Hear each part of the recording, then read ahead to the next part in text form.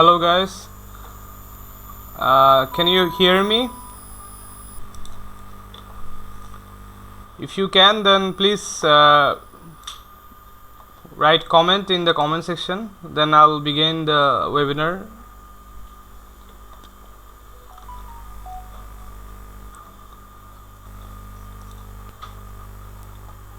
Hello guys,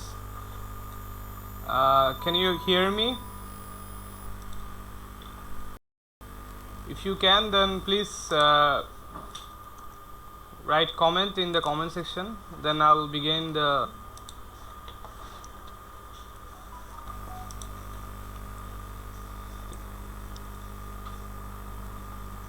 hello guys, can you hear me?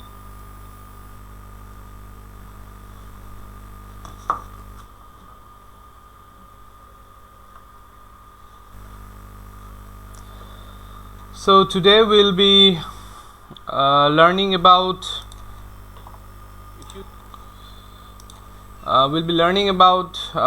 learning how to learn, and we have given this a title or tagline of powerful mental tools to help. So this concept is actually popularized by Dr. Barbara Oakley, PhD.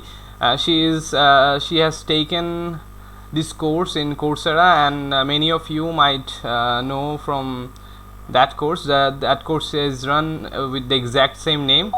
So I've been really inspired with this by this course, and that's why I decided to take a webinar. So it's not like that I'm teaching you guys, it's just like sharing my knowledge and with you guys, and also getting to know from you guys also.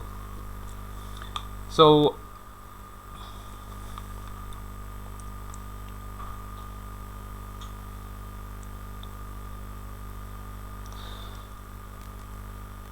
who am I? So my name is Abir bin Ayub Khan, and you guys might know me from my Slack handle Abir Khan, and I'm currently a software engineer at ShareTrip, which is a travel booking company, online travel agency, and I'm also a member of SG Cloud BD, that is Cloud BD Scholar Group, study group, and a fellow cloud scholar in your CloudTrack, Bertelsmann CloudTrack Nano Degree program.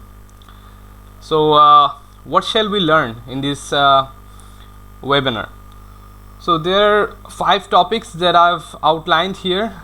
So first is focused and diffuse mode of thinking. The second one is dealing with procrastination, and third one is a walk in the memory lane, and fourth is practice makes permanent, and finally we'll see that if we can learn more by sleeping more, that is sleeping and learning. So let's start. What do you do when you just can't figure out something? For zombies, it's pretty simple. They can just keep bashing their brains against the wall. But living brains are a lot more complex, as you can see in the right. It turns out though that if you understand just a little bit of some of the basics about how our brain works, we can learn more easily and be less frustrated. So the first thing is learning more about our brain and how our brain actually works. So researchers have recently found out that we have 2 fundamentally different modes of thinking. One is, as you can see, and as Barbara Oakley has said to have, that one is called focused and the other one is called diffuse modes of thinking. And we are familiar with focusing because whenever we try to learn something or study some in topic, we always say to each other that you need to focus on this topic or that topic. So focusing has always been an established concept in learning or in study purposes.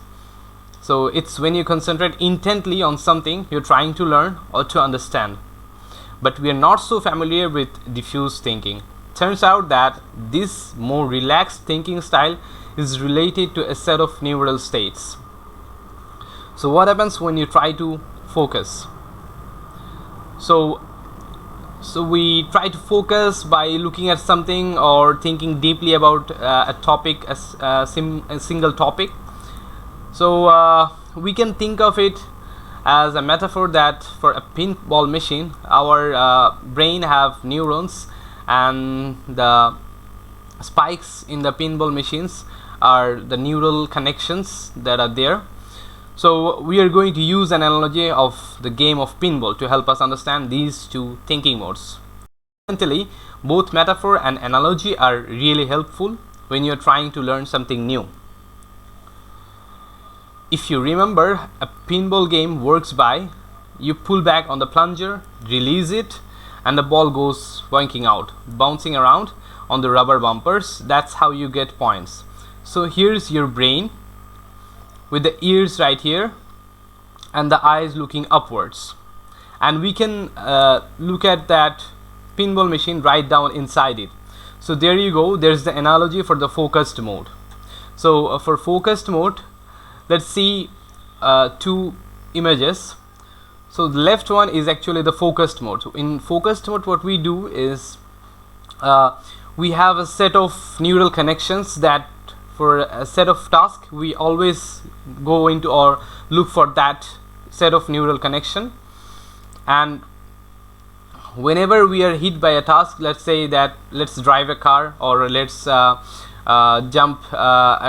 climb a mountain, then the task is done by using this focused mode. So that guy needs to focus on that specific task as he has prepared. So what happens when you don't know about a task, or there's a new challenge that has come to you? So as you can see in the black selected area, this is a new thing. This is a new thing that you need to innovate, or then you need to be creative about. So for this task we need to do this using the diffuse mode. So as you can see in the right side, the during the diffuse mode, the neurons are more relaxed in the head, in our memory, and we use this to make new connections in our brain. So this really helps us to find a new set of ideas, or try some new creative ideas. So it has been said that really great inventors or artists like Salvador Dali or Thomas Alva Edison used to use this mode of thinking to get new ideas, or to solve a critical problem in their scientific journey or in their artistic journey. So but these modes cannot be used, or cannot be utilized at the same time. So just as you can see both sides of a coin, for example, we have a coin here, there is one side of it.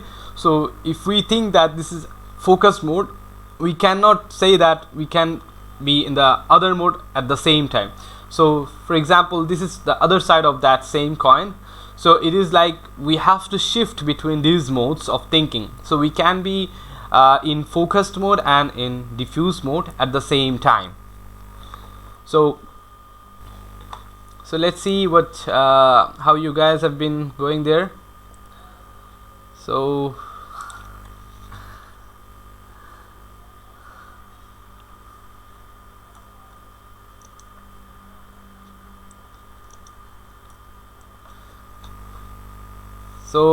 have you guys do you guys understand what, like, are you guys understanding what focus and diffuse mode that we are talking about?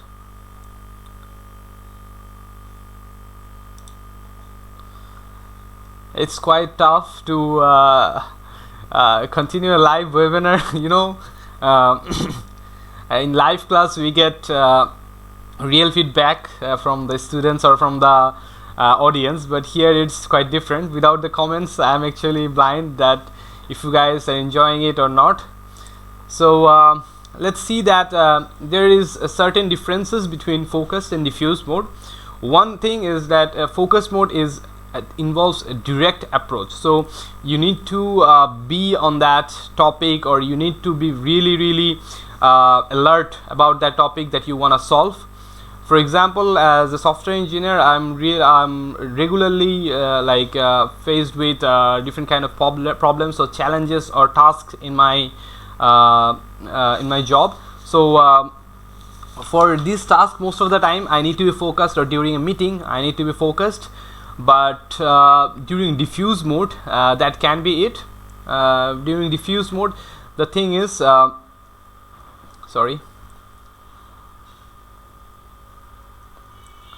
so diffuse mode is kind of a big picture perspective.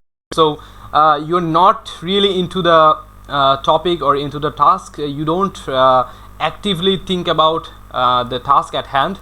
So you just go away from it, or maybe take a run, or maybe jog a little bit, maybe go say your prayer or do yoga, these kind of tasks. So but at the back of your mind, you have this problem that is like bothering you. But currently, at the moment, you are not worried about it. You are involved in this kind of different activities or set of activities.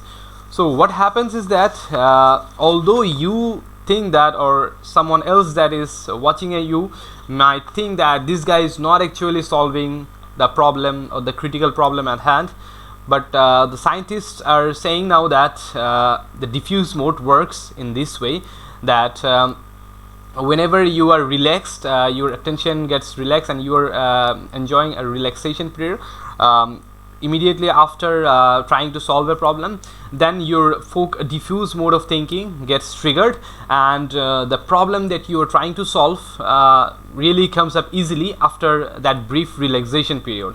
For example, if I give my example, that 1 or 2 days back I was facing this problem that this task needed to be done, and I was really like in a mess, that what I need to do I couldn't understand. So and that was like at the end of my an hour, my working hour was getting finished, and I was trying to get to home. Then I thought that maybe I can try or little further using my focus mode. Then it came to me that why not give a break and let's get back home. So that day I packed up my bag and got back home. And the next day when I came into the office, it's like in the morning, I was not even thinking about that problem, but suddenly I thought that I understood that problem that I was facing the other day or yesterday is like coming in really easy. The solution is like really clear to me. It's like someone has told me during my sleep that this problem can be solved by this way. So to learn about and be creative in math and science, we need to strengthen and use both modes. So not just focus mode. So we will use, or it's like recommended to use focus mode, but occasionally we'll try to like shift into diffuse mode also, so that we can get the best out of both these modes of thinking. So another topic that we will be discussing today is dealing with procrastination. So that's those of you who are still in study, or who are currently pursuing some degrees or some courses, you might get this feeling that before the course we are like we will finish all the assignments, we will finish all the projects, something like this kind of vibe goes on. But when the course gets to the finishing period, it's like we are in a mess and we don't know how to finish up all these things, and we don't know how we'll appear in the exam.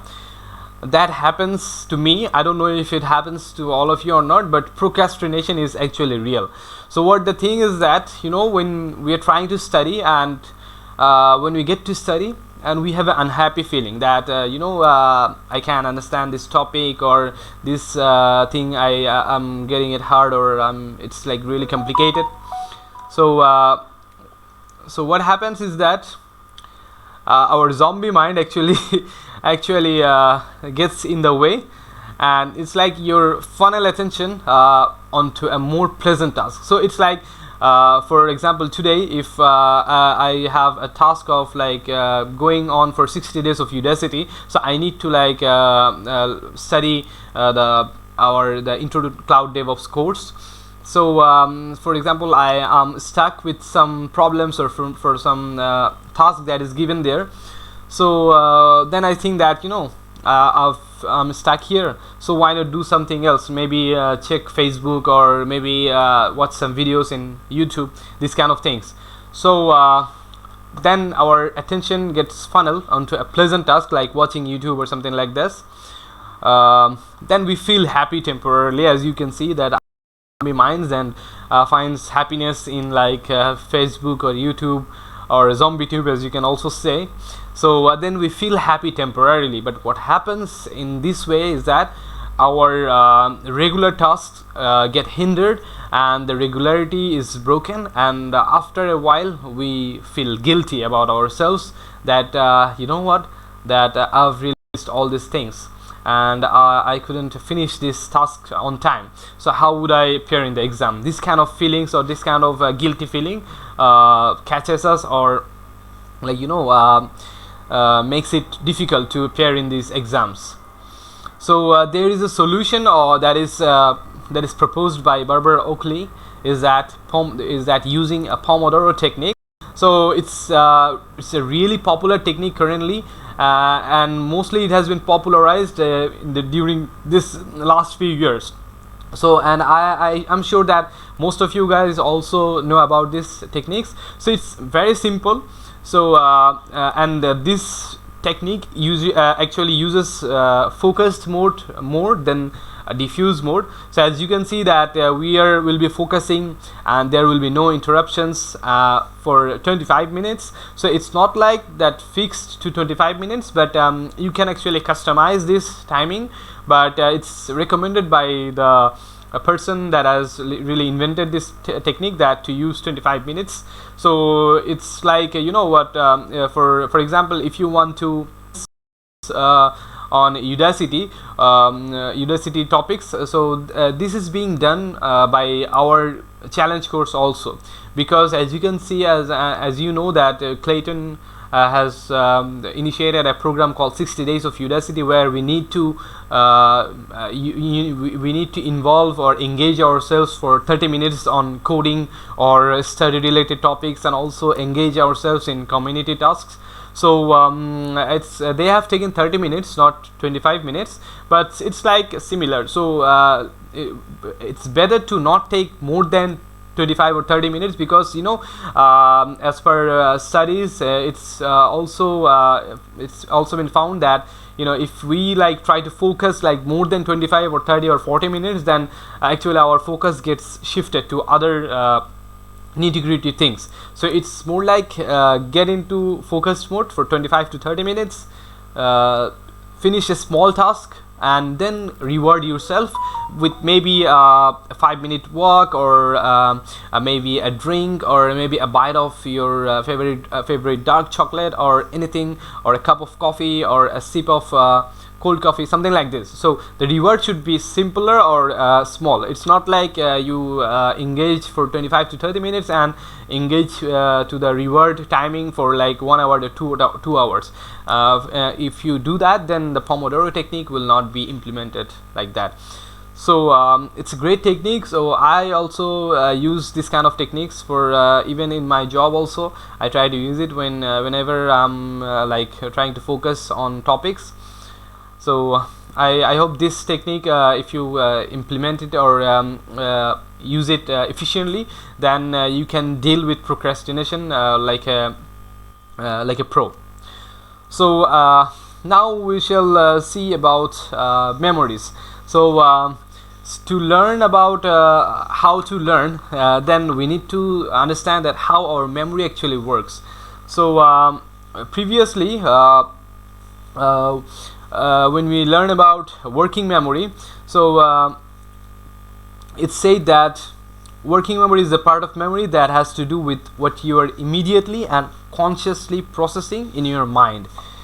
Your working memory is centered out of the prefrontal cortex, although as we'll see later, there are also connections to other parts of your brain, As you can see that the prefrontal cortex is marked using the yellow filling color, and from this actually from there other connections are made also, and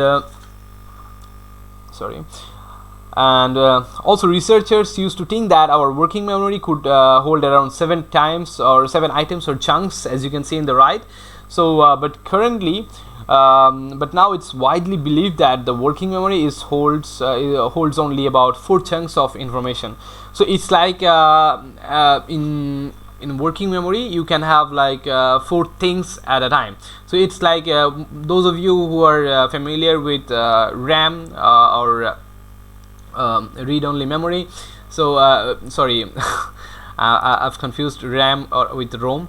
So those of you who understand about RAM and memory, so you can relate that we can like set, or we can like take every memory from RAM.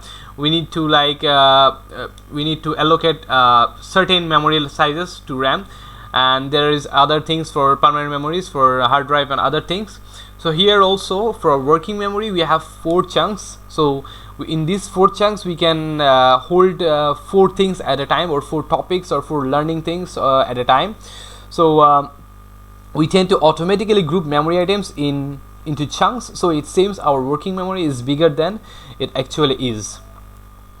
So for example, you'll learn sometimes, so there you can see that we have 4 slots in our prefrontal cortex as we have made it. So short-term memory is actually there is 2 types of memory. One is short-term, and another is long-term, as you might know.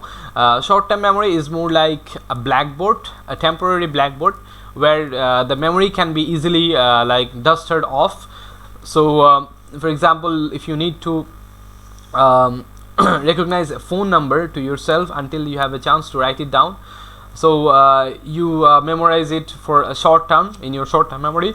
Then whenever you get to the mobile, or you get to your notebook, then you write it down. So you don't keep all the phone numbers of your contact persons in your short-term memory or working memory. So you get it to the long-term memory. So and for long-term memory also, there is this thing that for things that we need to keep for a long time, and we need to have these topics or these learnings for immediate memorization or immediate use. So we need to get that memory or get that information from long time to working memory, and then from working memory we can use it also. So long-term memory is important because it's where you store fundamental concepts and techniques that are often involved in whatever you're learning about. When you encounter something new, you often use your working memory to handle it. If you want to move that information into your long-term memory, it often takes time and practice. To help with this process, use a technique called spaced repetition.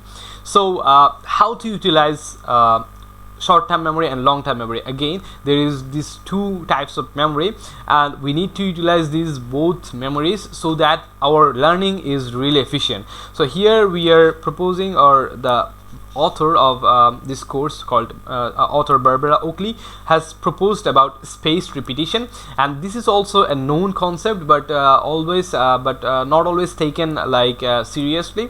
So most of the guys think that for math and science we need to do spaced repetition. It's not like we are memorizing a thing, so it's not like we will be memorizing a math solution or something like that. So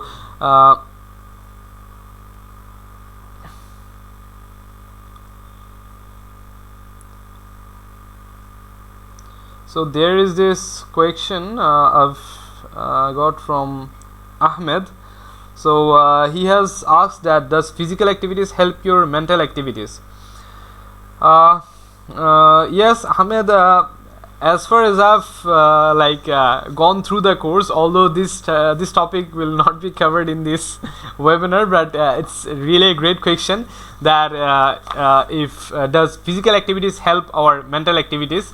So yes, I think that it's also backed by research that that it's really it really helps out, because whenever it's also said in the diffuse mode part also, that the author and there is also that Terry Sedgwick or something like that, Sejoski or something like that. There is also another author of this course, online course, that this doctor or this author actually, what he does is that whenever he feels or finds a problem that he is finding it critical to solve, then he does something really incredible. And if you heard about keto diet, there is a certain diet about ketogenic diet. So this diet also helps to increase blood circulation and decrease glucose and all these things, so that our brain functions more accurately and efficiently.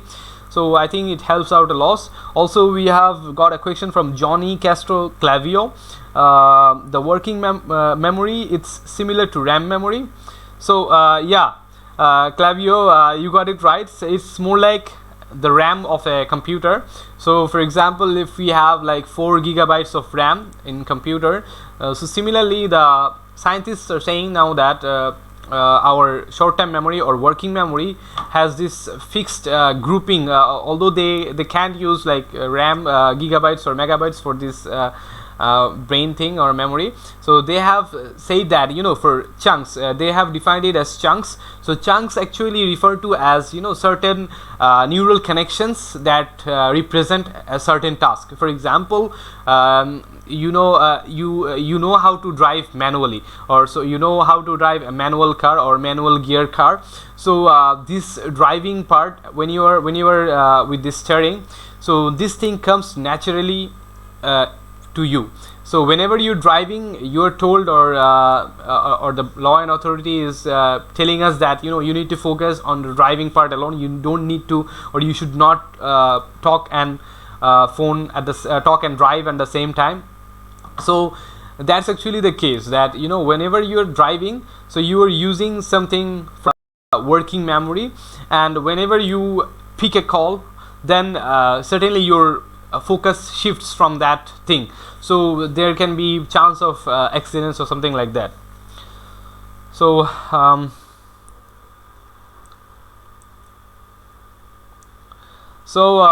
Peace Baker, sorry, excuse me if my pronunciation of your name is wrong.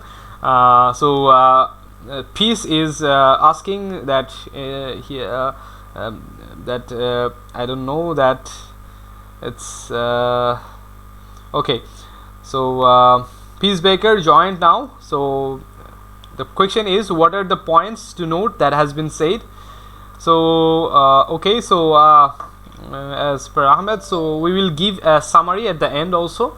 So I'll try to quickly sum up all these topics. So for your understanding, we have gone through 2 topics for now. One is diffuse, different modes of thinking for like focused mode and diffuse mode. So if we go back a little bit, I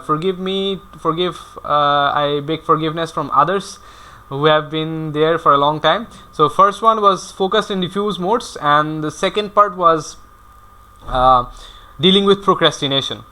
We try to deal with procrastination with Pomodoro technique, and currently we are in our memory part. We are taking a walk in the memory lane. So we have talked about short-term memory and long-term memory. So let's see what spaced repetition actually does. So here, for example, we are trying to learn how to ride a bicycle. So after 2 times, our brain actually gets this rough idea or rough neural connection. As you can see, there is only a slight connection that maybe if you draw with a pencil, this type of connection will be drawn. After 5 times, you have this slightly developing neural connection, and after 10 times you try to learn how to shift the gears, how to brake, how to climb a mountain with a mountain bike. So after 10 times you get this strong neural connection that you have achieved with spaced repetition. So this is kept in the long-term memory. This has been shown how to keep or how to take data or take learning into our long-term memory, not in short-term memory. So whenever you learning something, it gets into the short-term memory, and after it gets proper repetitions, then it goes into the in the long-term memory. So so that's the thing I was telling you about, that you will have your learnings in the working memory, and it will go to the long-term memory. So how does this spaced repetition thing actually works? This thing is really, if you divide your tasks into daily tasks from Monday to Sunday. So you learn a topic, or you ride bicycle, you start with your bicycle on Monday, and you try out again in Tuesday and in Wednesday also. Then you give a gap and you try it on Friday. So whenever you're trying to go on Friday, so you can see that the drawing or the thing, this is actually the neural connection that has been drawn here. So this neural connection then gets darker and darker whenever this repetition is done in spaced repetition or daily. So whenever you give a gap on Thursday, after that, when you come on Friday, then that connection is really light now. That means that the things that you try to learn during these 3 days, after there is a certain gap or certain amount of gap, that neural connection gets loose again. So you need to have that spaced repetition going on and on. So if you do this enough times, then you can recall that things from your memory easily. So you can see that on Sunday also he can recall that things that he was trying to learn. For example, you are trying to learn some ML techniques or machine learning techniques or artificial intelligence techniques or algorithm.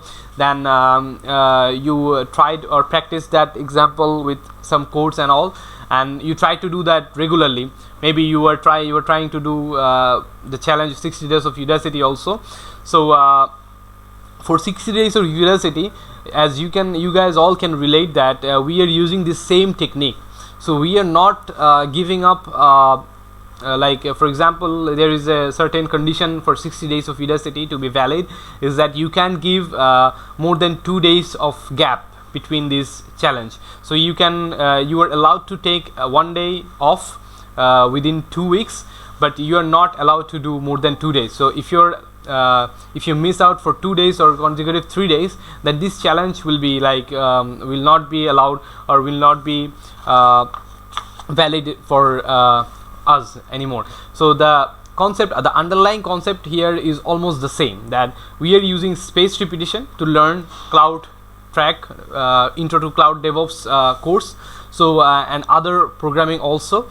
So as we are going on with this challenge, so if we are able to finish this challenge with the conditions that have been applied there, so we are sure of at least having we will be sure to recall at least some concepts of this course. So but on the other hand, if we use the cramming technique is, that let's study for 10 hours or 15 hours today, and for example on March 5 our course will end, and we are planning on finishing the all the courseworks, all the all 24 lessons on March 4. If we plan on doing this, we'll be cramming our all the information to our head, and that thing will not actually work, because whenever you do this, the zombie will try to eat your learnings from that amount.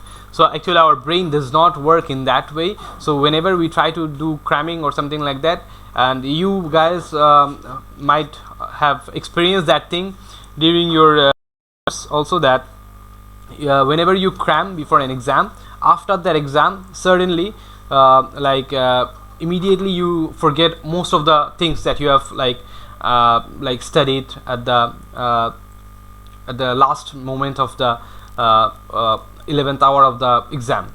So let me give you an example of one of my friend.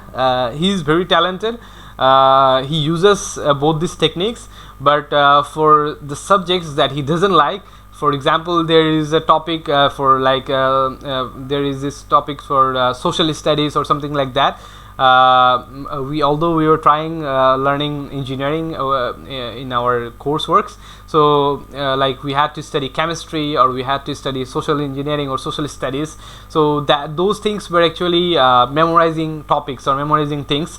So what he did was that he cramped his way for these exams only. So whenever we tried to like get to know him or asked him that why do you do this, you are a talented guy, why do you use cramming for these subjects? So he's saying that, you know, I don't need this memory after this exam, so that's why I was using cramming. So but for us it's not like, you know, we are most of us are now in certain points of the life that cramming won't help us anymore during this era of getting up to date with technical knowledges and trendy skills. So you need to learn by yourself. If we are like if we try to dodge ourselves, or if we like to it's like it will be betraying with our own selves. So I think spaced repetition will be really helpful for us also. And there is this funny example here is that, you know, those of you who have seen like creating walls or building walls, when they build walls, they put some bricks and then put some cement or concretes during between these bricks, and they let it dry out. And after some time, when these things dry out, they put other bricks on top of that. So if we do that, then we get a strong brick wall. But if we try to if you try to build a 20 or 30 foot brick wall at the same time, without giving time to let the concretes dry out, then the picture, as you can see in the right, that picture will be the picture of our brick wall. So similarly, our brain won't be able to hold that information all together, and will be like left with this broken information that we can maybe we can recall this memory, or maybe you can recall this information, but that won't be very much helpful for us at all. So spaced repetition is also a solution using memory lane, or using the things that we have learned about memory. So so now we are going about practice makes permanent. So there is this topic that you know what that there is this popular like tagline or proverb that goes on by practice makes perfect. So there is this this author Barbara Oakley is saying that practice makes permanent, obviously for memory reasons. Perfect is also a thing that we can say that, you know, perfection will also come if we practice it regularly. So let's take some time. Okay.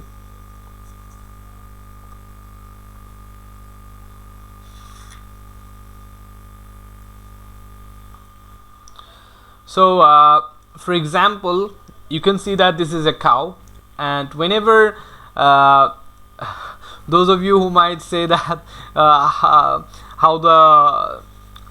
on earth this cow has come up in the slide, so it's relevant, I assure you.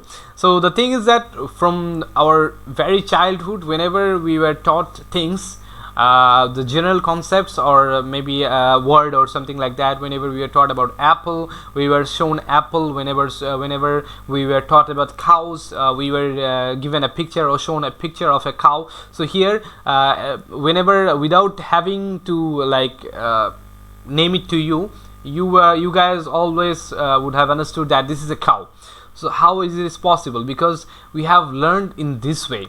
So we have learned the regular worldly knowledge this way, but whenever it comes to maths and sciences, so so COW makes up cow. So we understand that, but the signs that are coming at the right side, like plus sign, cross sign, greater sign, omega sign, summation, integration, these kind of signs, and all these signs, maybe I don't understand the last 2 or 3 signs. So these symbols actually represent some mathematical concepts or some mathematical things in the maths or science scientific arena, right? So but if we can't relate it to something familiar, we won't be able to like understand the mathematical concept or scientific concept that is related to it.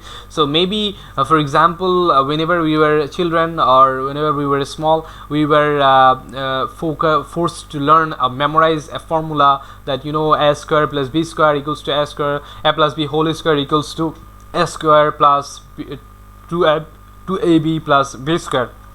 So there is all sorts of formulas that we had to learn during our childhood. So most of us didn't understand actually that how these formulas came into being, but the actual way to go was make the children understand, or make us understand how these formulas come around. So for example, you might say that, you know, there is this abstract concept like love, zest, hope, or anger. So how come we understand about these things without having to go elaborately, without having to go into example? For these abstract ideas also, there is this feeling that you get for love, for hope, for anger. You have that feeling, you have that emotion, anger. You can feel these things in real life, but for mathematical life, or for mathematical or scientific arena, you can like feel a symbol, a plus sign or a minus sign or a omega sign. So you need to relate it with a mathematical equation or a mathematical problem that relates to the real world. So if when you relate these symbols with something important or something realistic, then it will stick to your mind and it will make permanent. So for example, you know, you want to learn about football or soccer, as many of you might say. So you want to learn soccer. What do you guys do? So those of you who play soccer very well know that most of you try to play soccer or football from the very beginning of your childhood. So it's really hard to imagine. Okay, Peace Baker has asked that can we have the slides for this webinar shared so that we can recap all that was learned? Yeah, surely. Actually, this slide, although the style and customization was made by me, but the contents were taken from Barbara Oakley's course and her slides. So I'll be sharing both the course also that is publicly available in Coursera. You can finish the course there, and also you can download the slides. I will give it either in the link also, and I'll try to give it also in the Slack channels. So if you want, you can share your Slack handle in here, and also maybe we can connect through Slack channels also, and I'll give it to you in the comment section and Slack channel also, and here also. So I think it will if it helps you in any ways, I'll be really glad that it helps you. So coming to the point, so as we are talking about football, so this thing is like you had to prepare for a long time, or you know, repetitively for a long time. For me, it was like whenever I was in the school, I had to play during our school breaks, and I think I'm pretty sure that you guys also had to do the same thing. For another example, you guys may know him. Most of you guys know him as like Little Bruce Lee. So here he is trying a full split. It's like 180. It's more than 180 degree split, and it's really tough to achieve this feat. So so this guy, it's not like he after born maybe 1 or 2 months later, or maybe when he's in now 8 or 10 years, suddenly he is doing this kind of activities. It's not like that. He's been trying and practicing these tasks and these feats, these things, these techniques for a long time. Whenever maybe if you follow this guy, you might know that this guy is doing these things from a very early age, maybe 1 or 2 years. He was trying these things, and he got into many talent shows also, and he's really good. It's not like he's fake or something like that. So he's really good, and he has done this thing, or he has achieved this status by practicing regularly. So practice has made these techniques come to him permanently. So it's whenever if we come to the neural part or the scientific part, so we are creating a neural pattern.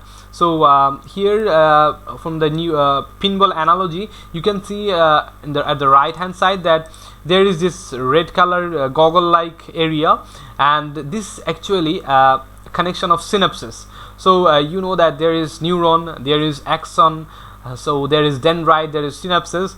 So whenever these synapses get connected to each other to do a certain task, this is really permanent. So this thing gets kept up in the long term memory, maybe in the archives of your memory, long term memory. So whenever you need this thing done, this synaptical connection actually fires up, and you are able to do these tasks or these things that is really tough for someone else, but it's really easy for you. So for example, if you guys follow up with Boston Dynamic and other robotic companies, there is this robot called maybe there is this humanoid robot that tries to jump on a tool. So for you and me, this jumping on a tool, this jumping on a bed or jumping on a chair is really simple if we look at ourselves, but it's not quite so for a robot. Why not? So whenever a robot tries to do that, whenever scientists are trying to get these things done by a robot, then they see that there are many underlying tasks that relates to this simple task of jumping on a table or a chair. But how come we can easily do this? So what we did was that whenever we are really small, we did this jumping and all these things as usual, but we didn't think of these things as these tough things or something like that. We used to like jump here and jump there, and this jumping or running thing or cycling thing came naturally to us. So there was this neural pattern that built up. So here, as you can see, that there are several types of neural pattern, and for this thing also, building strong neural structures is also like building a brick wall, as we have said for the memory part also, that a little every day will be you will be able to create this beautiful brick wall. But all at once, if you try to do this thing, then the brick wall will be something broken like this one. So for final, I think it's the final topic as far as I can recall. So this is called sleeping and learning. So there is this paradoxical thing called that what when I was very small, or at least I was in this school, that there was this saying that if you sleep a lot, then you will be lazy or something like that. So our parents try to make us sleep for 5 to 6 hours or 4 hours, then they will push us for school and they'll push us for learning and this kind of things. So but now the scientists and researchers are saying that you need to sleep for a sound amount of time. For example, for adults like us, we need to have like 7 to 8 hours of sleep so that our brain can function properly. So to understand that, so you might be surprised to learn that just plain being awake creates toxic products in your brain.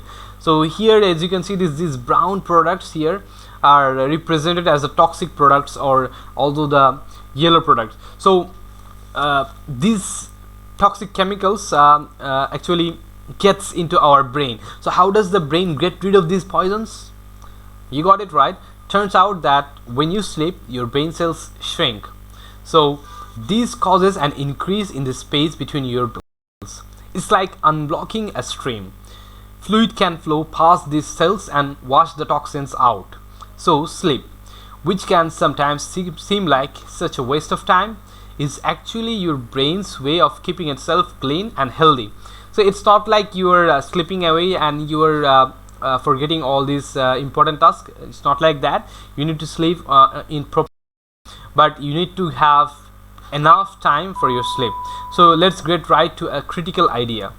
Taking a test without getting enough sleep means you are operating with a brain that's got little metabolic toxins floating around in it, poisons that make it so you can't think very clearly. It's kind of like trying to drive a car that's got sugar in its gas tank. Doesn't work too well. In fact, getting too little sleep doesn't just make you do worse on tests. Too little sleep over too long of a time can also be associated with all sorts of nasty conditions, including headaches, depression, heart diseases, diabetes, and just plain dying earlier.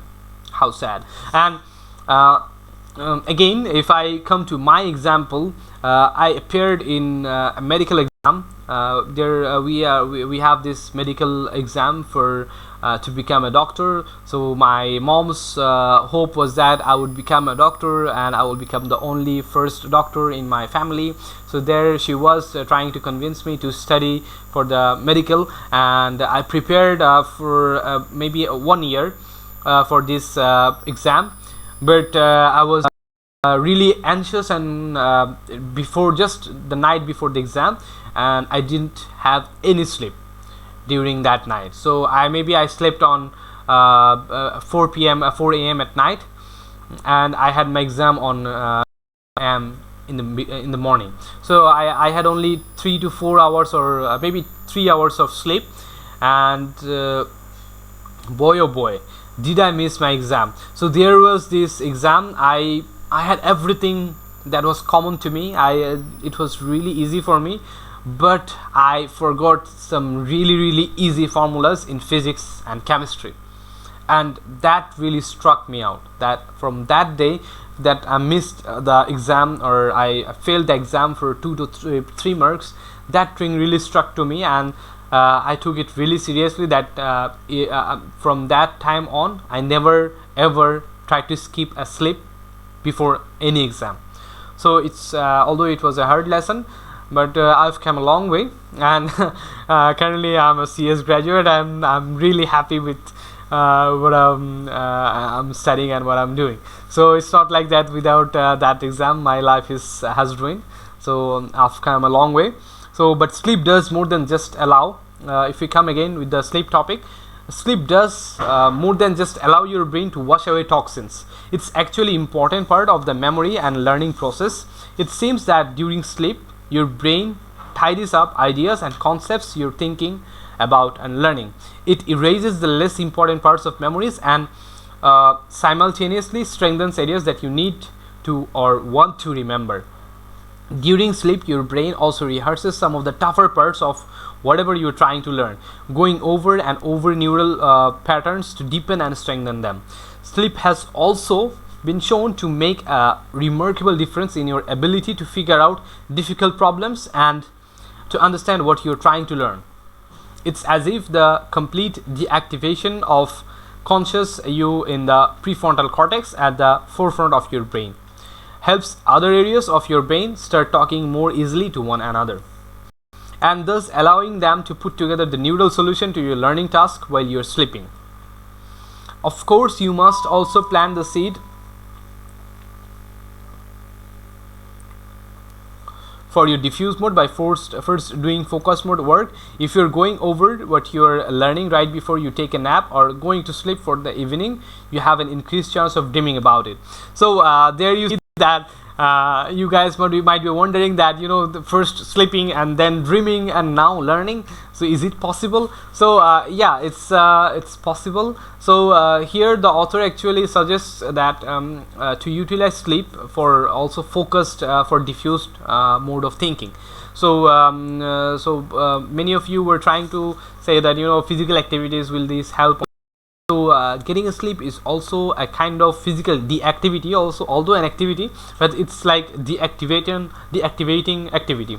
So most of you who are Windows user might relate to this thing, that few minutes back when I tried to start up this webinar, I was stuck with my Windows, so the programs were not starting up. So what I did was that a quick reboot. So any device, whether it's hardware or software, most of the time what it does is that rebooting or restarting actually helps up. So the similar concept is actually with our brain. So the way that memories are freed up in the computer so that the computer rev up or reboot easily, our brain needs to have that sleep to reboot ourselves to get a fresh start. So here also the author is trying to suggest to use sleeping for diffused mode of utilization.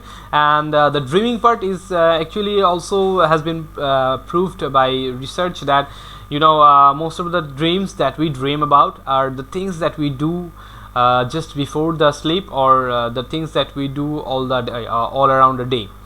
So if you are trying to learn something really critically or really crucially, so you can do this, you can apply this technique that before sleep just have a quick look into the topics that you are trying to say. Maybe you have a routine of studying in the morning, and before sleep, before you sleep at night, you just go over that summary topics, and you have a good chance of recalling all these things the day after that night also. So and also from sleeping there is this problems with lack of sleep, and so try to like insomnia, most of you or not the program or software program that most of the software engineers use. Insomnia is a real issue that most of the people actually suffer from. It's a problem that those who have like sleep deprivation. So for this also there is this solution to like sleep properly, and there is this few techniques to sleep sleep well. One thing you could try out is like turning off the lights, so that you are sleeping naturally. Our body is actually adapt to darkness for sleep. So if there is darkness, then our mind and body will feel like sleeping. And also getting all this distraction like having mobile or laptops or other things, devices, technological devices, removing these things from the bed or from the place where you sleep. Removing these things will also help you sleep better. So so these are the things. Also these things, synaptical connection is also seen here. For sleeping also the same concept happens, and there is this thing that this guy is catching up, this girl is catching up dreams during her sleep. So maybe we can also dream about dreaming the topics that we are trying to learn. So maybe most of you guys are here for becoming a DevOps. So let's dream about AWS, Azure techniques and other things, so that maybe certainly after that sound sleep we will have a really good starting or good start of learning. So we have come to the end of this topic. It's like almost 1 year. We were actually on time, I can say. I don't know if I'm wrong. So if you guys have any questions, then you can certainly ask me in the question sections of the video in under YouTube. So for those of you who have joined late,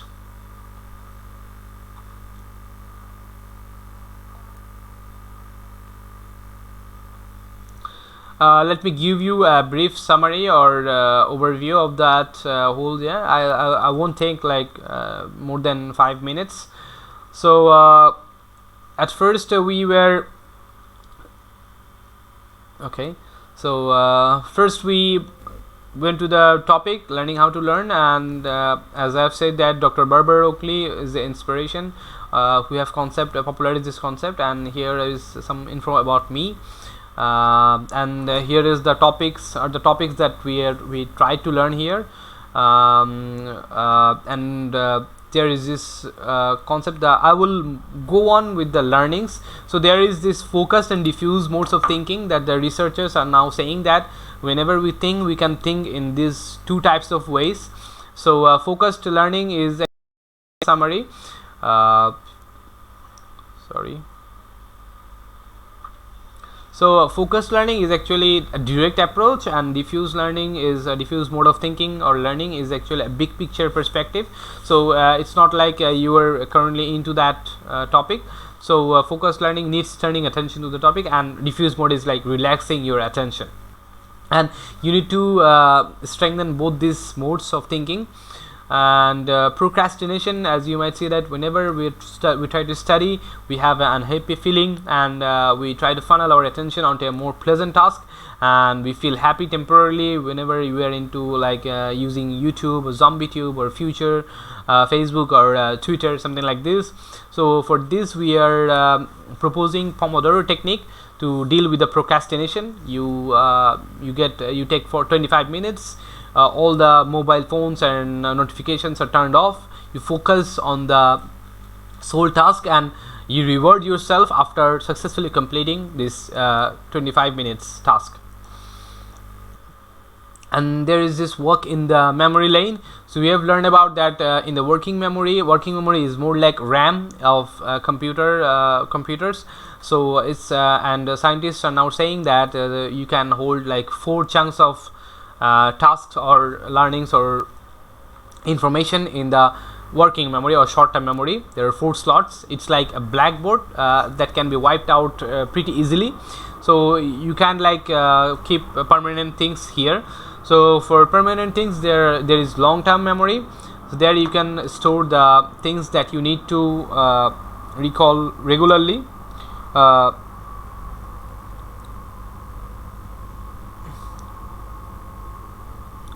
Sorry.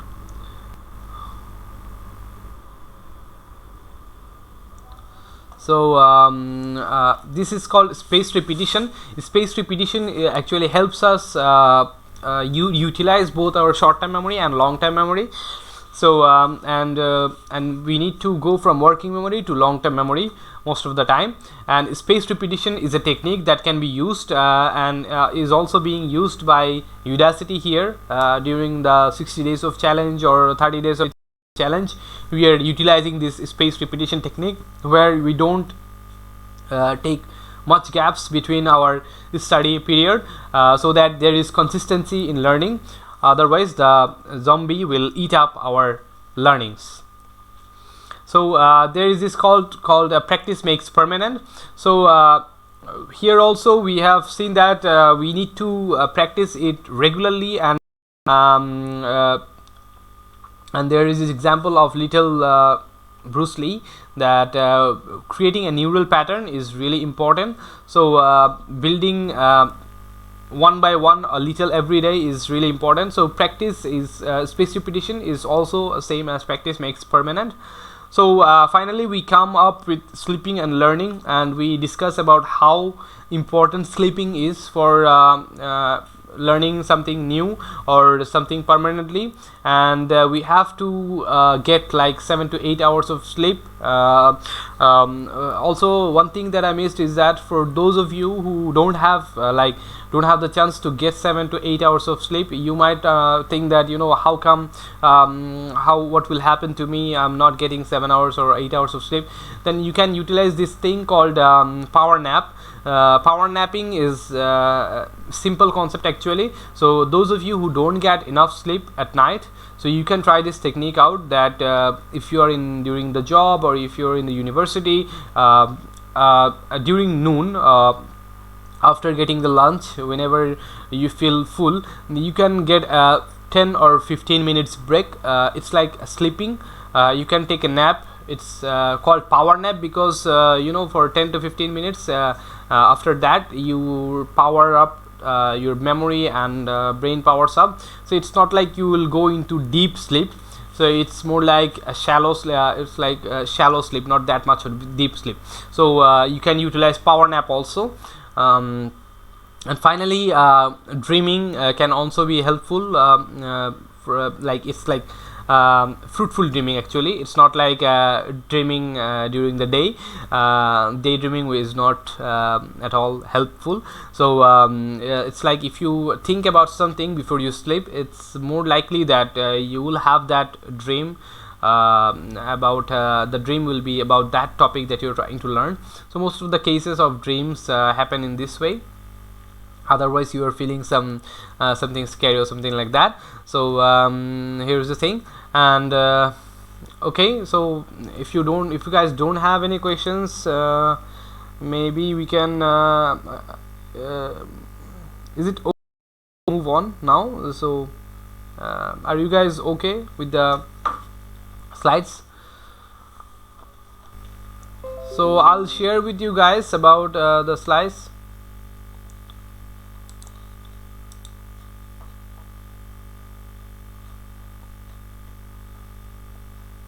So there is this